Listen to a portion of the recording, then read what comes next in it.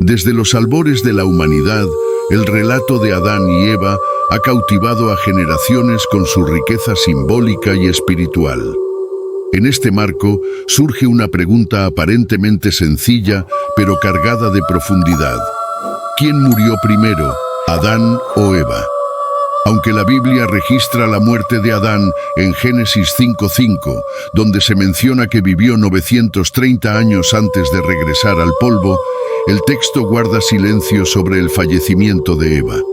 Este detalle ha dado pie a un misterio que trasciende lo histórico para adentrarse en lo teológico y narrativo. La ausencia de Eva en este registro no es un descubierto, sino una elección literaria que resalta el propósito divino detrás de sus vidas. Adán, como primer hombre, es el inicio de la caída de la humanidad, mientras que Eva, llamada Hayá en hebreo, madre de los vivientes, simboliza la promesa de redención a través de su linaje. Este silencio bíblico nos invita a reflexionar sobre el peso espiritual de sus vidas y su legado eterno. La historia de la creación de Adán y Eva, descrita en el libro del Génesis, está impregnada de simbolismos que revelan verdades profundas sobre la naturaleza humana, su relación con Dios y con la misma creación. En Génesis 2:7 se narra cómo Dios formó al primer hombre del polvo de la tierra. El término hebreo Adam no solo se refiere al hombre como individuo, sino que también está relacionado con la palabra Adamá, que significa tierra. Este juego de palabras señala la conexión intrínseca entre la humanidad y el suelo del que fue creado, enfatizando la humildad y fragilidad de la existencia humana. El hecho de que Adán fuera formado del polvo también tiene implicaciones teológicas profundas. En hebreo, el término afar, polvo, simboliza lo básico y efímero, lo que contrasta con el soplo divino que Dios insufló en sus narices para darle vida. Este acto, descrito en Génesis 2:7, representa no solo la chispa de vida, sino también la capacidad única del hombre para tener comunión con su Creador. Adán no era meramente un ser físico. En él coexistían la materia terrestre y el espíritu divino, lo que lo posicionaba como un puente entre el cielo y la tierra. Sin embargo, Adán no fue creado para vivir en soledad. Dios, al observar que no era bueno que el hombre estuviera solo, decidió darle una compañera adecuada. Génesis 2:18. Aquí entra en escena Eva, cuyo nombre hebreo, Hayá, significa madre de los vivientes. Este título no solo apunta a su papel como la primera mujer y madre de la humanidad, sino que también simboliza su conexión con la vida y la perpetuidad del linaje humano. La creación de Eva es única en la narrativa bíblica. Mientras que Adán fue formado del polvo, Eva fue creada de una costilla de Adán, destacando su vínculo profundo y complementario con él. Este acto, narrado en Génesis 2:21-22, es mucho más que un detalle narrativo. Simboliza la unidad esencial entre el hombre y la mujer. La palabra costilla en hebreo, tsela, también puede traducirse como lado, lo que sugiere que Eva no fue tomada de los pies para ser inferior, ni de la cabeza para ser superior, sino del costado, para ser compañera igual. Y cercano. La creación de Eva como carne de mi carne y hueso de mis huesos, como dice Adán en Génesis 2:23, marca el inicio de la relación humana más fundamental, el matrimonio. Este vínculo, que representa la unidad y el compañerismo, refleja el diseño original de Dios para la humanidad, donde el hombre y la mujer son interdependientes y complementarios. A través de esta narrativa, vemos cómo Dios no solo creó la vida, sino que también desarrolló las bases para las relaciones humanas basadas en el amor, el respeto y la colaboración mutua. El jardín del Edén, descrito en los primeros capítulos del Génesis, no era solo un lugar físico, sino un símbolo de comunión perfecta entre Dios y la humanidad. Era un paraíso donde Adán y Eva vivían en armonía con la creación, disfrutando de la presencia constante de Dios. En hebreo, Edén significa deleite o placer, reflejando el propósito original de este espacio, ser un lugar de gozo y plenitud espiritual. Allí no existía separación entre lo divino y lo humano, y la obediencia a Dios mantenía el equilibrio perfecto. En el centro de este paraíso, Dios plantó dos árboles significativos, el árbol de la vida y el árbol del conocimiento del bien y del mal. El primero simbolizaba la inmortalidad y la bendición eterna que Dios ofrecía a la humanidad. El segundo, en cambio, representaba una prueba de confianza y obediencia. En Génesis 2:16-17, Dios instruyó a Adán y Eva a no comer del árbol del conocimiento, advirtiendo que hacerlo traería la muerte. Esta restricción no era arbitraria. Era una invitación a confiar en la sabiduría y soberanía divina. Sin embargo, esta armonía fue interrumpida por la entrada de un agente del caos, la serpiente. En hebreo, la palabra Nahash se traduce como serpiente, pero también implica el concepto de engañador o embaucador. Génesis 3:1 describe a la serpiente como más astuta que todos los animales del campo. Este ser, identificado posteriormente en la Biblia como Satanás, utiliza su astucia para sembrar la duda en Eva y cuestionar la bondad de Dios. La serpiente comienza su tentación con una pregunta engañosa. ¿Con que Dios os ha dicho, no comáis de ningún árbol del jardín? Génesis 3:1. Este cuestionamiento distorsiona el mandato divino y busca provocar inseguridad en Eva. Ella responde aclarando que podía comer de todos los árboles, excepto de uno, así pena de morir. Génesis 3:2-3. Pero la serpiente insiste, contradiciendo a Dios y prometiendo que comer del fruto prohibido no traerá muerte, sino sabiduría. Serán como Dios, conocedores del bien y del mal. Génesis 3:4-5. La desobediencia de Adán y Eva en el jardín del Edén, narrada en Génesis 3, marca uno de los momentos más trágicos en la historia de la humanidad: la caída. Este acto, aparentemente sencillo, de comer el fruto prohibido, fue mucho más que una complicación menor. Fue una ruptura de la confianza entre Dios y sus criaturas, un rechazo a su autoridad y un intento de establecer la independencia de su Creador. En hebreo, esta transgresión se denomina pesha, que significa rebelión o acto de desafío. No se trata solo de un error o una equivocación, sino de una violación consciente de un pacto divino. El acto de desobediencia comenzó con una semilla de duda plantada por la serpiente. Satanás, en su astucia, tergiversó las palabras de Dios, insinuando que las restricciones impuestas por él no eran justas y que comer del árbol les otorgaría una sabiduría comparable a la divina. Génesis 3:4-5. Eva, al ver que el fruto era bueno para comer, agradable a los ojos y deseable para alcanzar la sabiduría, Génesis 3:6, sucumbió a la tentación, llevándose consigo a Adán. Ambos comieron del fruto, cometiendo el primer pesha de la humanidad. Las implicaciones de este acto fueron devastadoras. En el ámbito espiritual, la relación perfecta entre Dios y la humanidad quedó fracturada. Adán y Eva, quienes antes caminaban en la presencia de Dios sin temor, ahora se escondían de él por vergüenza. Génesis 3:8. Su inocencia fue reemplazada por una conciencia de culpabilidad, simbolizada por la necesidad de cubrirse con hojas de higuera. Este cambio no solo reflejaba su separación de Dios, sino también el inicio de la alienación entre ellos mismos y el resto de la creación. Las consecuencias físicas del pecado también fueron profundas. En Génesis 3:16-19, Dios describe cómo la caída afectaría a la humanidad y al mundo. A Eva se le anunció un aumento en los dolores del parto y un cambio en la dinámica de su relación con Adán. Tu deseo será para tu marido, y él se enseñoreará de ti. Génesis 3:16. Esto señaló una distorsión en la igualdad y armonía originales del matrimonio, introduciendo lucha y dominación. Para Adán, el castigo estaba vinculado a su conexión con la tierra.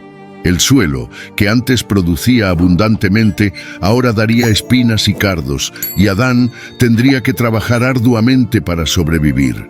Con el sudor de tu rostro comerás el pan hasta que vuelvas a la tierra, porque de ella fuiste tomado, pues polvo eres y al polvo volverás. Génesis 3:19. Esta sentencia no solo introdujo el concepto de muerte física, sino también la carga del trabajo arduo y la pérdida de la armonía con la naturaleza. El pecado de Adán y Eva no fue un evento aislado. Fue un acto que marcó a toda la humanidad, transmitiendo las consecuencias espirituales y físicas de la caída a sus descendientes.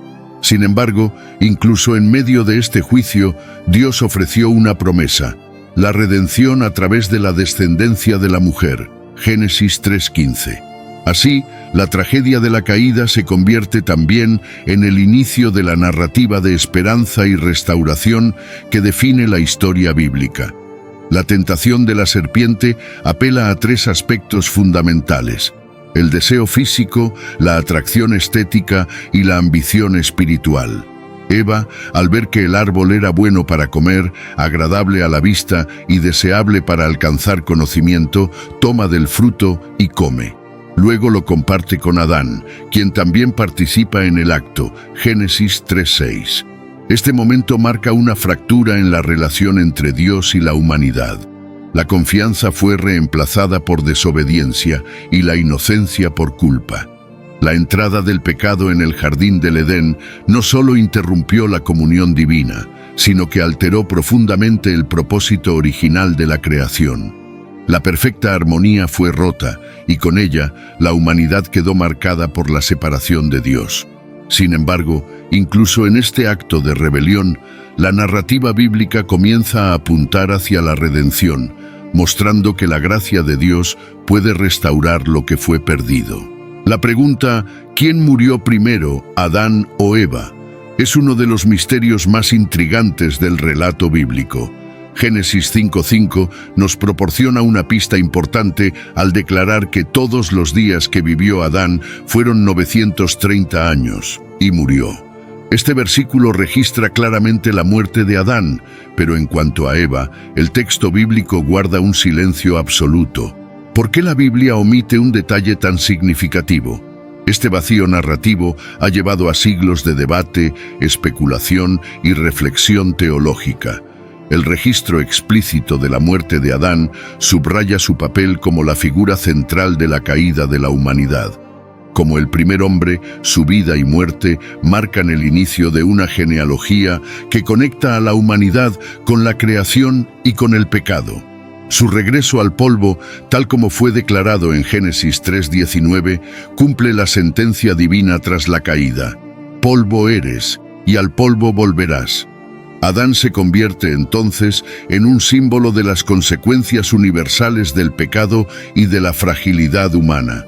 Sin embargo, la omisión de la muerte de Eva sugiere una intención narrativa que va más allá de los simples detalles biográficos.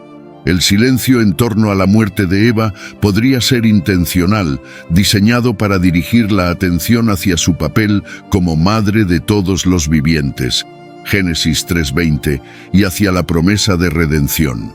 Eva está profundamente ligada a la profecía de Génesis 3:15, donde se anuncia que de su descendencia vendrá uno que aplastará la cabeza de la serpiente.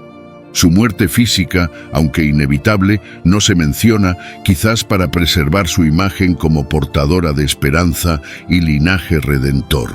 Las tradiciones judías y apócrifas también han tratado de llenar este vacío. Textos como el libro de los jubileos y la vida de Adán y Eva, aunque no forman parte del canon bíblico, ofrecen relatos detallados sobre las vidas y muertes de la primera pareja. Según algunas de estas tradiciones, Eva murió poco después de Adán, dentro de un período de varios años. Estas narraciones, aunque interesantes, no tienen la misma autoridad que las Escrituras, pero reflejan el deseo humano de comprender lo que no se encuentra explícitamente escrito. Otra posible razón para la omisión de la muerte de Eva radica en el enfoque patriarcal de los textos bíblicos y de las sociedades en las que fueron transmitidas. Las genealogías, que a menudo priorizan las líneas masculinas, podrían haber pasado por alto la muerte de Eva para mantener el foco narrativo en la descendencia de Adán, en particular en Set, a través de quien se traza la línea mesiánica.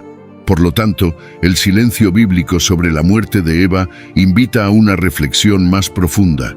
Más que centrarnos en los detalles históricos, nos lleva a considerar el propósito teológico detrás de la narrativa. Adán se presenta como la figura que introduce la muerte al mundo, mientras que Eva permanece como un símbolo de esperanza y vida a través de su descendencia. Este enfoque refuerza el mensaje redentor de la Escritura, que apunta hacia Cristo como la solución definitiva al problema introducido por el pecado. Génesis 3:15, conocido como el protoevangelio, es uno de los versículos más significativos de toda la Biblia, pues marca la primera profecía mesiánica y una promesa de redención en medio del juicio divino tras la caída de Adán y Eva. En este versículo, Dios declara a la serpiente: «Y pondré enemistad entre ti y la mujer, y entre tu simiente y la simiente suya. Ésta te herirá en la cabeza, y tú le herirás en el calcañar». Este anuncio, aunque dirigido a la serpiente, está cargado de esperanza para la humanidad, pues anticipa la victoria final sobre el pecado y el mal. El término hebreo zará, traducido como descendencia o simiente, es central en esta promesa. Sara no solo se refiere a la descendencia física, sino que en este contexto adquiere un significado más profundo y profético. Representa a un descendiente en particular, alguien que traería la solución al problema introducido por el pecado, el Mesías.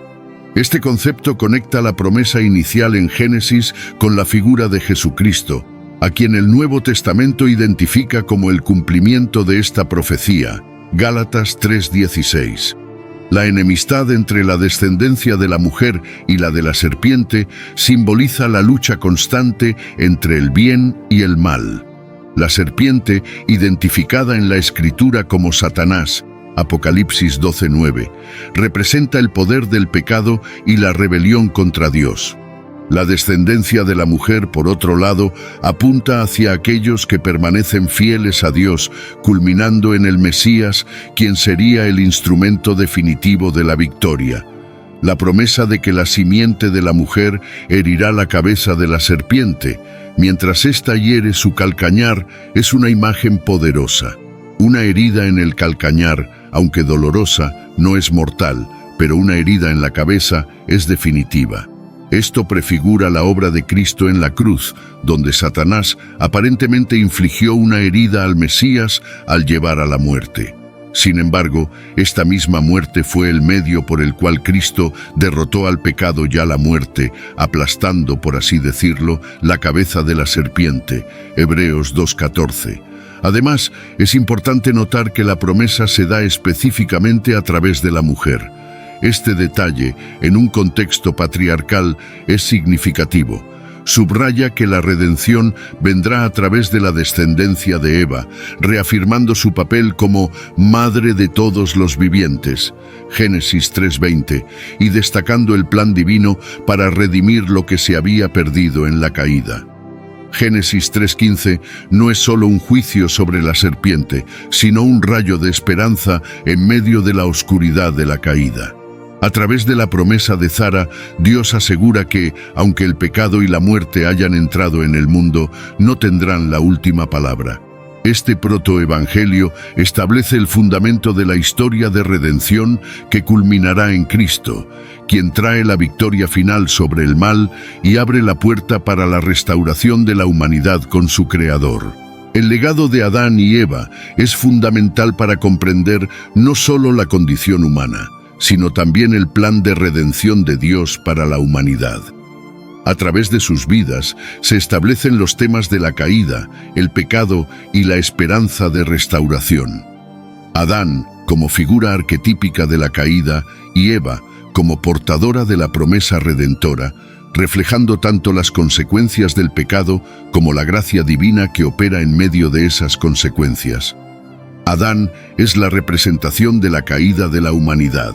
En Génesis 2:7 vemos que fue formado del polvo de la tierra y recibió el aliento de vida directamente de Dios, destacando su conexión única con el Creador. Sin embargo, en Génesis 3, su desobediencia al comer del árbol prohibido trajo la separación espiritual entre Dios y la humanidad.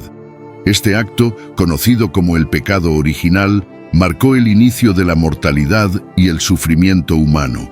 En Romanos 5:12, el apóstol Pablo describe cómo por un hombre entró el pecado en el mundo y por el pecado la muerte. Adán se convierte así en un símbolo de cómo la desobediencia rompe la comunión con Dios y afecta a toda la creación.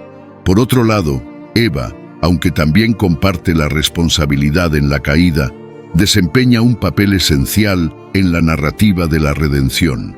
Su nombre, Yahya, en hebreo, significa Madre de los Vivientes. Génesis 3:20, un título que subraya su papel en el linaje humano. Es en Génesis 3:15 donde encontramos la primera promesa de redención, conocida como el protoevangelio. Y pondré enemistad entre ti y la mujer, y entre tu simiente y la simiente suya. Ésta te herirá en la cabeza, y tú le herirás en el calcañar. A través de su descendencia se anuncia la derrota final del mal. Eva se convierte así en un símbolo de esperanza, portadora de la promesa de un Salvador que restaurará lo que se perdió en la caída. El contraste entre Adán y Cristo, descrito en 1 Corintios 15:22, resalta la profundidad del legado de ambos. Pablo escribe: porque, así como en Adán todos mueren, también en Cristo todos serán vivificados.